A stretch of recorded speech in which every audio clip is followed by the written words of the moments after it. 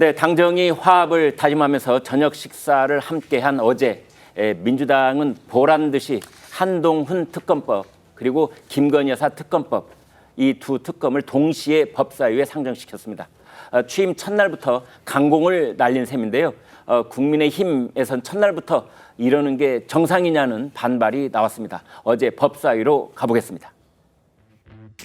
한동훈 전 법무부 장관의 검사, 장관 재직 시 비위 의혹 등 진상규명을 위한 특별검사 임명 등에 관한 법률안부터 총 3건의 법안과 총 3건의 청원을 일괄하여 상정합니다. 어제 선출되셨는데 오늘 첫날 여당 당대표에 대한 특검법을 1호 안으로 올리는 그 법사위가 정상입니까?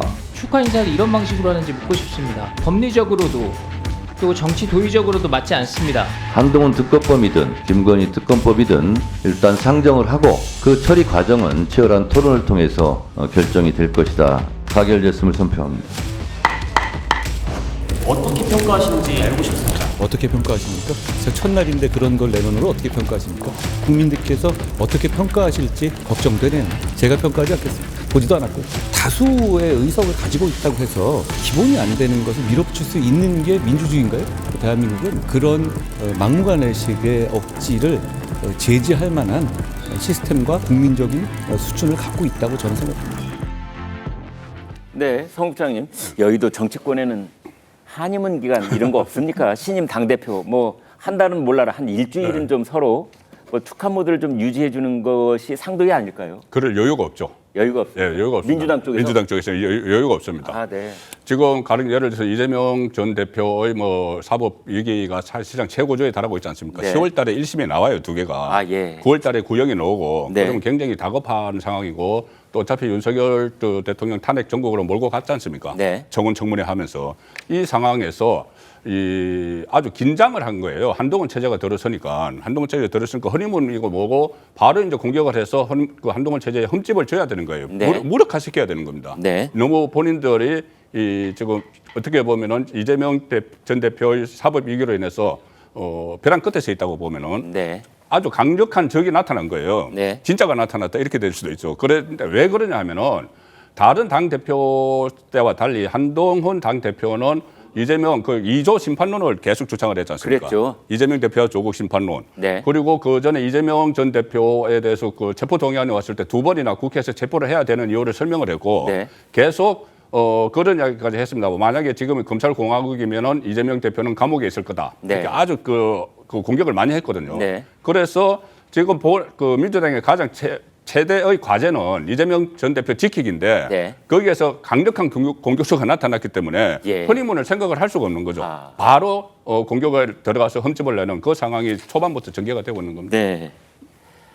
민주당이 급하기 때문이다 이런 말씀을 주셨는데 최 기자 그러면은 이제 어제 법사위에 쌍특검이 올라간 셈이에요. 한동훈 특검, 김건희 여사 특검. 네. 그런데 진즉에 이걸 할 수 있었지만 7월 23일 전당대회에서 새로운 당대표 얼굴이 나오면 그 다음날 하자 이렇게 계획이라도 세웠습니까?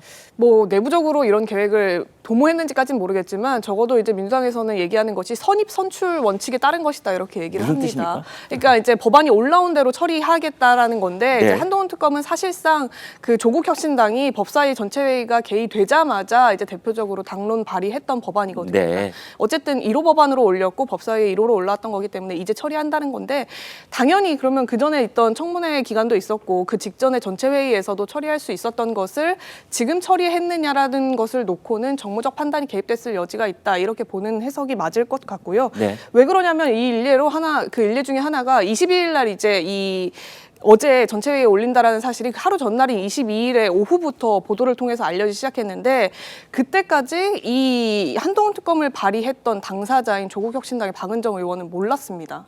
예, 그러니까 같은 법사위에 소속돼 있고 조국혁신당 유일한 의원이고 네. 대표로 발의한 당사자인데도 24일 전체회의에 이 본인이 낸 법안이 올라가는 거를 어떻게 그런 상황이 벌어질 수 있어요? 몰랐거든요. 그러니까 네. 사실상 민주당의 전략 속에 이 한동훈 대표가 선임된 이후에 이런 두 가지 법안을 방안을 같이 올리겠다. 다만 이제 이유는 선입 선출이고 다른 뜻은 없다라는 명분까지도 뭐 설명을 하면서 올리는 방안을 내부적 전략으로 좀 검토를 했던 걸로. 법사위의 전체적인 분위기가 조국 혁신당 의원을 왕따시키거나 그런 분위기는 아니죠. 뭐 공개적으로 그렇진 않습니다만 중요한 논의 체계에서 빠져 있는 건 사실 맞습니다. 그래서 네. 그 박은정 의원 같은 경우는 항상 정해진 다음에 전달을 받는 위치에 있는 의원인 건 맞고요. 그리고 지난번에도 법사위 1소위에 포함되지 않아서 체계자구 심사에 참여할 수 없게 된다 이런 얘기를 해서 또 논란을 빚기도 했었고요.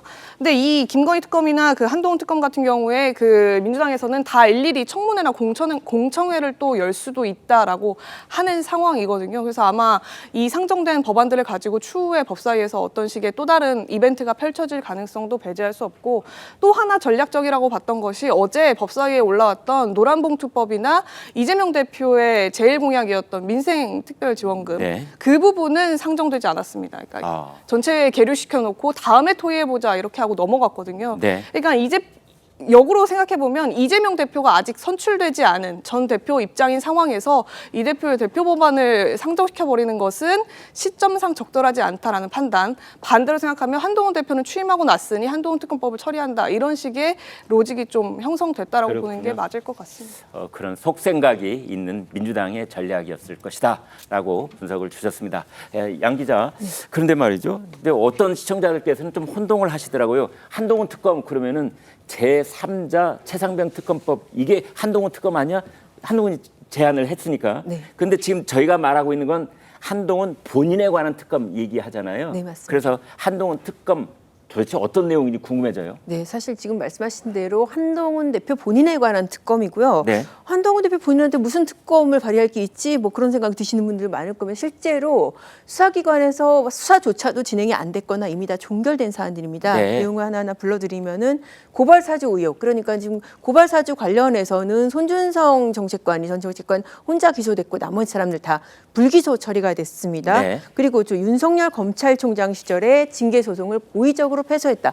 이거 이제 법무부 장관으로서 이 징계 소송에 대해서 자기가 징계를 했기 때문에 끝까지 징계를 관철시켜야 되는데 이거를 뭐 일부러, 그러니까 상대가 윤석열 총장이기 때문에 일부러 썼다. 뭐 그런 것인데 네. 이거는 뭐 직무상 뭐 부적절하다. 아무래도 법무부 장관이 직책상 그러면 안 된다라고 비판을 할 수 있어도 이거는 법적으로 문제되는 사안은 전혀 아니고요.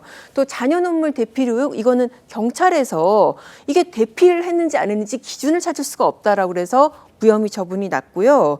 그리고 불법 댓글팀, 이번에 이제 전당대회 과정에서 나온 건데 네. 그냥 뭐 말로만 나온 거고 뭐 증거는 없는 사안이고, 또 이재명 체포동의안, 아마도 여기에 속셈이 있지 않나 싶은데 네. 이재명 체포동의안 당시에 피의 사실 공표하고 지금 공무상 비밀 누설, 국회에 가서 설명을 하고 막 이랬을 그러니까요. 때. 그거는 사실 법무부 장관으로서 체포동의안 설명을 하는 직무상 행위라서 뭐 법적으로 문제되는 부분은 아닙니다. 그런데 자칫 민주당의 이런 전략이 오히려 역풍을 불러올 수도 있다는 평가도 나오고 있습니다. 과거 드루킹 댓글 사건 때처럼 되레 자충수가 될 수도 있다는 겁니다. 한동훈 대표는 이것을 파다 보면 이재명 대표가 나오지 않겠냐 이러면서 반박을 한 대목이 있는데요. 그 목소리도 들어보시겠습니다. 그럼 댓글 얘기? 댓글 뭘 어땠다는 얘기예요? 저는 전혀 알지도 못하는 내용이고, 그쪽이야말로 매크로라든가 손가락 혁명군이라든가 그거 파다 보면 이재명 대표 나오지 않겠어요? 저는 그런 거 없습니다. 뭘 특검하겠다는 겁니까? 특검하면 되죠.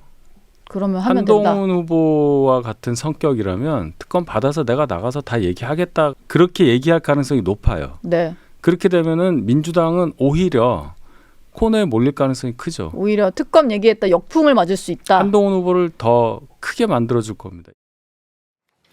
자, 국민의힘 전당대회가 끝나고 이제 이틀째인데요. 양 기자, 네. 지금 한동훈 대표에 대한 대권 선호도 어느 정도 나오고 있습니까? 대권 선호도에서도 좀 상승세가 이어지고 있습니다. 지금 네. 보면은 이 스트레이트 뉴스라는 곳에서 이제 조사를 해서 24일 공표가 됐는데요. 네. 그 격주 여론조사를 하는데 전국 성인 남녀 4,000명을 대상으로 합니다.